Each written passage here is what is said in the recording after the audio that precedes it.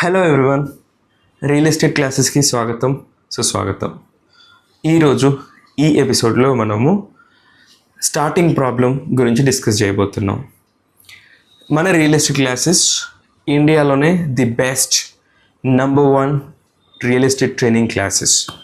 So number 1 the best real estate క్లాసెస్కి మీ అందరికీ స్వాగతం సుస్వాగతం. సో రియల్ ఎస్టేట్లో చాలామంది ఫేస్ చేసే ప్రాబ్లము స్టార్ట్ చేయడము, ఆరంభించడంలోనే చాలా సవాళ్ళని ఎదుర్కొంటారు. రైట్. సో ఈ స్టార్టింగ్ ప్రాబ్లం ఎందుకు వస్తుందంటే, ముందుగా కంఫర్ట్ జోన్ ఒకటి. సో చాలామంది చాలా డబ్బులు ఖర్చు చేస్తారు రియల్ ఎస్టేట్ క్లాసెస్ అటెండ్ అవ్వడానికి. సో మీరు కూడా చాలా డబ్బులు ఖర్చు చేసే ఈ క్లాసెస్ వింటున్నారు. సో ఈ క్లాసెస్ వింటున్నప్పుడు చాలా మోటివేషన్ ఉంటుంది మీకు. అసలు ఈ క్లాస్ వింటుంటానే మీకు డబ్బులు సంపాదించినాము అని మీ మైండ్ అనుకుంటుంది. సో ఎప్పుడైతే క్లాసెస్ అయిపోతాయో మీరు ఇంకా మీ పాత ఏదైతే లైఫ్ స్టైల్ ఉందో, 10 to 5 జాబ్, 9 to 5 జాబ్ కావచ్చు, కానీ మీ కంఫర్ట్ జోన్ ఏదైతే ఉందో దాంట్లోనే లీనమైపోతారు. ఇంకా రియల్ ఎస్టేట్ గురించి కంప్లీట్గా మర్చిపోతారు. సో చాలామంది ఫేస్ చేసే ప్రాబ్లమే ఇది, స్టార్టింగ్ ప్రాబ్లమ్ ఇది. సో దీన్ని అధిగమించాలంటే ఎట్లా అంటే ఒక స్ట్రాంగ్ డెసిషన్ తీసుకోవాలి. ఎందుకంటే మీరు రియల్ ఎస్టేట్ క్లాసెస్ అటెండ్ అయిందే డబ్బులు సంపాదించడానికి, ఎక్కువ డబ్బులు సంపాదించడానికి. మీరు ఏదైతే ప్రజెంట్ చేస్తున్న ఎకనామిక్ థింగ్ ఏదైతే ఉందో మీకు సరిపోయే డబ్బులు ఇస్తలేదు. సో మీరు ఒక బెటర్ బ్రైట్ ఫ్యూచర్ గురించి మీరు రియల్ ఎస్టేట్ క్లాసెస్ అటెండ్ అవుతున్నారు. సో అటెండ్ అయిన మీరు స్టార్ట్ చేయలేకపోతున్నారు. ఎందుకు స్టార్ట్ చేయలేకపోతున్నారంటే, first reason maybe fear of failure. ఓడిపోతామేమో, రియల్ ఎస్టేట్లో డబ్బులు సంపాదించలేకపోతామేమో, డబ్బులు పోగొట్టుకుంటామేమో అని ఒక భయం. సో దీనికి నేను చెప్పే సొల్యూషన్ ఏమంటే, రియల్ ఎస్టేట్లో పోగొట్టుకోవడానికి ఏముండదు.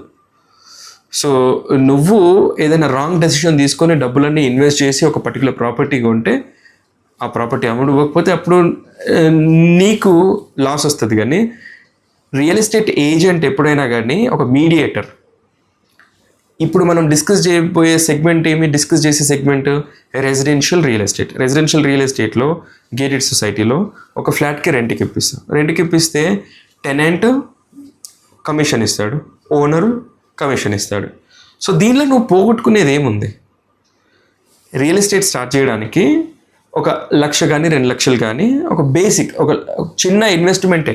దీనికి వేరే బిజినెస్ లెక్క లక్షలు ఇన్వెస్ట్మెంట్ చేయాల్సిన అవసరం లేదు. 50,000 కూడా స్టార్ట్ చేసి సక్సెస్ అయిన వాళ్ళు చాలామంది ఉన్నారు. నువ్వేం కొనుక్కుంటావు? దీనిలో రియల్ ఎస్టేట్లో ఏం ఇన్వెస్ట్ చేస్తావు? యాప్స్లో లిస్టింగ్స్ కోసం డబ్బులు ఇన్వెస్ట్ చేస్తావు. సో 20,000 లిస్టింగ్స్ వస్తాయి, 30,000 లిస్టింగ్స్ వస్తాయి. లీడ్స్ కోసము, ఫోన్ నెంబర్ల కోసం 5,000, 10,000 ఖర్చు చేస్తావు. సో మిగిలిన ఖర్చు అంతా బైక్ ఫ్యూయల్, ఇంటి మెయింటెనెన్స్, ఇది ఎప్పటికీ నువ్వు జాబ్ చేసినప్పుడు ఉండేదే, ఇప్పుడు ఉండేదే. సో కాకపోతే ఒక 3 to 6 months బ్యాకప్ ఉంచుకోవాలి. ఎందుకంటే రియల్ ఎస్టేట్ అర్థమయ్యి రియల్ ఎస్టేట్లో డబ్బులు రావడానికి కొంచెం టైం పట్టచ్చు. ఫర్ ఎగ్జాంపుల్ నేనున్నా అనుకో, నాకు రియల్ ఎస్టేట్ స్టార్ట్ చేసిన నెక్స్ట్ డేనే నాకు పేమెంట్ వచ్చింది. అపర్ణ సరోవర్ నల్గొండలో ఉంటుంది. సో సిటిజన్స్ హాస్పిటల్లో ల్యాబ్ హెడ్ ఆయన నార్త్ ఇండియా నుంచి వచ్చిండు. సో ఆయనకు ఒక ఫ్లాట్ ఐడెంటిఫై చేసి రెంట్ చేసిన. సో ఓనరు 15 days రెంట్ ఇచ్చుంటే నేను 15 days ఇచ్చిన ఇమీడియట్.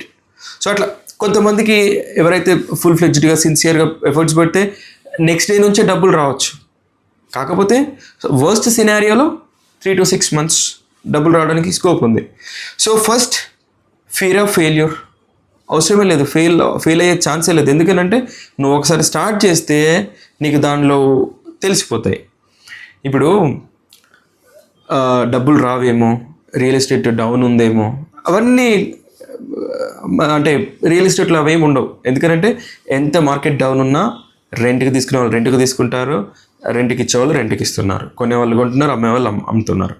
సో రెంటల్స్లో ఇప్పుడు ఫర్ ఎగ్జాంపుల్ ఇవాళే నేను ప్రెస్టీజ్ హైఫిల్స్లో ఒక ఫ్లాట్ రెంటల్కి చూపెట్టొచ్చిన. They were ready, tenants were ready, they work in Google. So అట్లా. సో ఫియర్ ఆఫ్ ఫెయిల్యూర్ అంటే ఫెయిల్ అవుతావేమో రియల్ ఎస్టేట్లో అని ఒక ఫియర్ ఉంటుంది, ఆ భయం ఉంటుంది. సో రియల్ ఎస్టేట్లో ఫెయిల్ అవ్వడానికి స్కోప్ చాలా చాలా తక్కువ. అంటిల్ అండ్ అన్లెస్ ఎఫర్ట్స్ పెట్టకపోతే, ప్రాపర్గా కమ్యూనికేట్ చేయకపోతే, ఓనర్ రిక్వైర్మెంట్, టెనెంట్ రిక్వైర్మెంట్ అర్థం చేసుకోకపోతే, ఆల్రైట్. సో కమ్యూనికేషన్ స్కిల్స్ లేకపోతే, కమ్యూనికేషన్ స్కిల్స్ ఒకసారి బిజినెస్ స్టార్ట్ చేసిందంటే నువ్వు కమ్యూనికేషన్ స్కిల్స్ నేర్చుకోవచ్చు, అది పెద్ద విషయం కాదు. హైదరాబాద్లో నేను మెట్రోపాలిటన్ సిటీస్లోనే మీరు రియల్ ఎస్టేట్ చేస్తారు కాబట్టి కమ్యూనికేషన్ స్కిల్స్ నేర్పే ఇన్స్టిట్యూట్లు చాలా ఉన్నాయి, ఆన్లైన్లో కూడా నేర్చుకోవచ్చు. So owner information, tenant information ప్రాపర్గా అర్థం చేసుకోవాలంటే ఇప్పుడు ఆల్రెడీ ట్రైనింగ్ క్లాసెస్ ఫాలో అవుతున్నావు కాబట్టి నీకు అర్థమైంది ఏం ఇన్ఫర్మేషన్ తీసుకోవాలి, ఏ ఇన్ఫర్మేషన్ తీసుకోవాలి, కమ్యూనికేట్ చేయాలి ప్రాపర్గా. ఆల్రైట్. సో అట్లా. సో పర్సీవియరెన్స్ ఉండాలి, డీల్ క్లోజ్ అయ్యే వరకు మనం ఎఫర్ట్స్ పెట్టాలి, సిన్సియర్ ఎఫర్ట్స్ ఉండాలి. ఇట్లా చేసిన తర్వాత నువ్వు ఫెయిల్ అయ్యడానికి స్కోపే ఉండదు. సో ఒక డీల్ తోటే నీకు అంతకుముందు నెల రోజులు వర్క్ చేస్తే ఎంత శాలరీ వచ్చేదో ఒక డీల్ క్లోజ్ చేస్తే నీకు అంత శాలరీ ఒక డీల్ తోటే వస్తుంది. ఇవాళ ప్రెస్టీజ్ హైఫిల్స్లో టెనెంట్ విజిట్ తీసుకుపోయినాను. Flat rent 2.5 BHK rent, fully furnished flat, 64,000 rent, 6,000 maintenance, 70,000. 64,000లో టెనెంట్ 15 days రెంట్ ఇస్తా అన్నాడు, 32,000. ఓనర్ 15 days రెంట్ ఇస్తా అన్నాడు, 32,000, 64,000. రైట్. సో విజిటింగ్ ఛార్జెస్ కూడా తీసుకోవచ్చు మనం. ఇవాళ నేను విజిటింగ్ చూపెట్టిన ఫ్లాట్ చూపెట్టినందుకు కూడా ఆయనకు ముందే ఇంటిమేట్ చేసిన 1,000 rupees visiting charges. Alright. So visit అయిపోయిన తర్వాత ఇమీడియట్గా 1,000 రూపీస్ తీసుకున్నా. ఆయనకి ఫ్లాట్ నచ్చిందా నచ్చలేదా తర్వాత విషయం. ఫ్లాట్ చూపించినాం, మన సర్వీస్ ప్రొవైడ్ చేసినాం, 1,000 రూపీస్ ఫీజు తీసుకున్నాం, వచ్చేసినాం. సో ఇక్కడ నీకు ఫెయిల్ అవ్వడానికి ఏం స్కోప్ ఉంది? ఫెయిల్ అవ్వడానికి అసలు స్కోపే లేదు. సో నువ్వు ప్రాపర్గా ఓనర్ రిక్వైర్మెంట్, టెనెంట్ రిక్వైర్మెంట్ అర్థం చేసుకొని వర్క్ చేస్తే money is going to come. So visiting charge 1,000 rupees వచ్చింది. నేను ఎంత ఎఫర్ట్స్ పెట్టినా, పోవడానికి ఒక 20 minutes, అక్కడ ఒక 20 minutes టైం స్పెండ్ చేసినా, మళ్ళీ 20 minutesలో ఇంటికి వచ్చి. So 1 hourలో 1,000 rupees. ఒక విజిటింగ్ చేసైనా కానీ చాలామంది అంటే నువ్వు అంతకుముందు నీకు ఎంత సాలరీ వచ్చేదో విజిటింగ్ తోటే నీకు అంత డబ్బులు కూడా సంపాదించడానికి స్కోప్ ఉంటుంది. సో ఇదే మిషన్ కాదు రియల్ ఎస్టేట్లో, డీల్స్ క్లోజ్ చేయడం mission. So first deal real ఎస్టేట్లో ఏంటిదంటే భయం, ఫియర్. సో ఫస్ట్ డీల్ అయినటువంటి భయాన్ని మనం క్లోజ్ చేసినామంటే నెక్స్ట్ ఆటోమేటిక్గా అన్ని డీల్స్ స్టార్ట్ చేయొచ్చు, డబ్బులు సంపాదించవచ్చు. ఆల్రైట్. సో ఈ స్టార్టింగ్ ప్రాబ్లము పోగొట్టాలంటే, స్టార్టింగ్ ప్రాబ్లమ్ ఓవర్కమ్ కావాలనంటే, సో కొంచెం అమౌంట్ పక్కన పెట్టుకోవాలి, కంఫర్ట్ జోన్ నుండి బయటికి రావాలి. మనం ఎప్పుడైతే కంఫర్ట్ జోన్ నుండి బయటికి రాలేమో, ఎప్పుడైతే మనం ఓనర్ తోటి, టెనెంట్స్ తోటి మాట్లాడలేమో, వాళ్ళ రిక్వైర్మెంట్ అర్థం చేసుకోలేమో, కమ్యూనికేట్ చేయలేమో, వాళ్ళ ఫోన్స్ అటెండ్ చేయలేమో, we may not succeed in real estate as you wish to be succeeded. Alright. So ఈ పర్టికులర్ రియల్ ఎస్టేట్కి ఈ పర్టికులర్ మైండ్ సెట్ ఉండాలి. సో కంఫర్ట్ జోన్ నుంచి బయటికి రావాలి. అప్పుడు వస్తేనే మనం ఎఫర్ట్స్ పెడితేనే డబ్బులు రావడానికి స్కోప్ ఎక్కువ ఉంటుంది. రైట్. సో అలాగే సో ఎప్పుడైతే నువ్వు బిజినెస్ స్టార్ట్ చేస్తావో నీకు అర్థమైంది మార్కెట్ ఎట్లా ఉంది, డబ్బులు సంపాదించడానికి ఏ మార్గాలు ఉన్నాయి, ఎన్ని సెగ్మెంట్లలో మా డబ్బులు సంపాదించవచ్చు. రియల్ ఎస్టేట్ రెంటల్ ఒకటే కాదు, ఇక చాలా డబ్బులు సంపాదించడానికి నీకు వేస్ దొరుకుతాయి. కొన్ని వందల దారులు ఉన్నాయి రియల్ ఎస్టేట్ డబ్బులు సంపాదించుకోవడానికి. సో ఒక్కసారి నువ్వు వర్క్ స్టార్ట్ చేస్తే నీకు చాలా ఆపర్చునిటీస్, చాలా దారులు తెలుస్తాయి రియల్ ఎస్టేట్లో. ఓకేనా? సో ఒక్కసారి బిజినెస్ స్టార్ట్ చేయండి, స్టార్ట్ చేసి చూడండి, డబ్బులు ఆటోమేటిక్గా రావడం స్టార్ట్ అవుద్ది. సో బ్యాకప్ మాత్రం 3 to 6 months ఉంచుకోండి. సో ఎందుకంటే ఫస్ట్ డీల్ క్లోజ్ అయ్యే వరకు మీకు ఫ్యామిలీ నడవాల్సి ఉంటుంది కాబట్టి, సో బిజినెస్ అంతా సిటీస్లోనే అయిపోద్ది కాబట్టి, ఒక in case you are not from cities, so అక్కడ రెంట్స్కి, బైక్కి, ఫ్యూయల్కి, ఇంటి ఖర్చులకి, స్కూల్ ఫీజులకి, ఈఎంఐలకి, సో ఆ బ్యాకప్ పెట్టుకొని you can start. Right. So English రాదేమో, హిందీ రాదేమో అని భయపడాల్సిన పని లేదు. సో కమ్యూనికేట్ చేయడానికి కంప్లీట్గా పర్ఫెక్ట్ లాంగ్వేజ్ రావాల్సిన అవసరం లేదు. వాళ్ళ రిక్వైర్మెంట్కి తగ్గట్టు, వాళ్ళ రిక్వైర్మెంట్ అర్థం చేసుకుని దానికి తగ్గట్టు సర్వీస్ ప్రొవైడ్ చేయగలిగితే అంతకు మించిదేం. ఓకే. సో ఈ స్టార్టింగ్ ప్రాబ్లమ్కి ఇంకా ప్రొక్రాస్టినేషన్, పోస్ట్పోన్ చేయడము.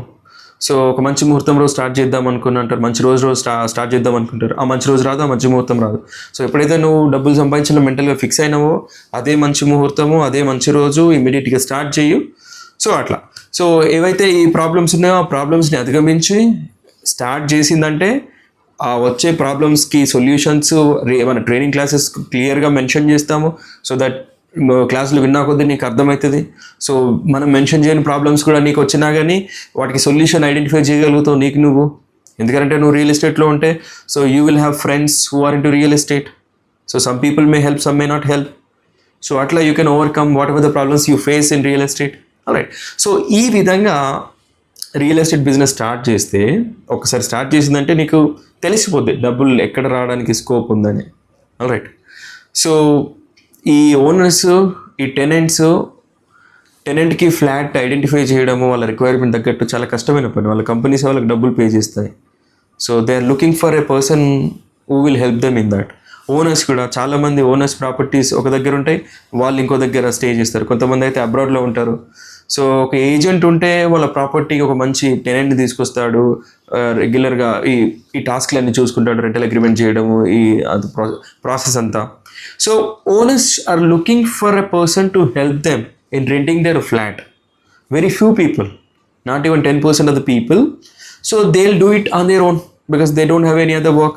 So Atlantic people we shouldn't consider. All right.